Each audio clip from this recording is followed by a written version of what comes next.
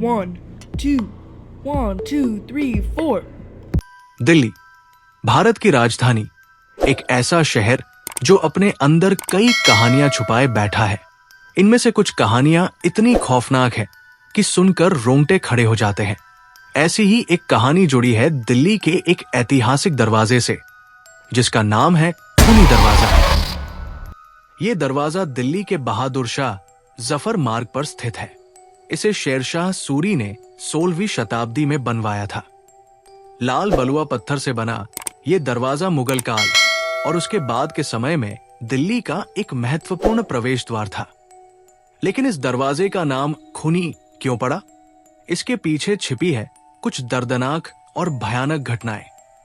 सबसे पहली घटना 1857 की क्रांति के दौरान घटी। जब ब्रिटिश सेना ने दिल्ली पर कब्जा किया, तब मुगल बादशाह बहादुर शाह जफर को गिरफ्तार कर लिया गया। उनके 3 बेटों मिर्जा मुगल, खिजर सुल्तान और मिर्जा अबू बकर को अंग्रेज जनरल हडसन ने इसी खूनी दरवाजे पर गोली मार दी थी। कहा जाता है कि उनके शवों को नग्न अवस्था में चांदनी चौक तक घसीटा गया था। कुछ इतिहासकारों का यह भी मानना है कि औरंगजेब ने अपने बड़े भाई दारा शिकोह की हत्या भी इसी दरवाजे पर करवाई थी। दारा शिकोह एक उदार और विद्वान राजकुमार थे, लेकिन औरंगजेब ने सत्ता के लिए उनकी हत्या करवा दी। इसके बाद 1947 में भारत पाकिस्तान विभाजन के दौरान भी इस दरवाजे ने खून खराबा देखा।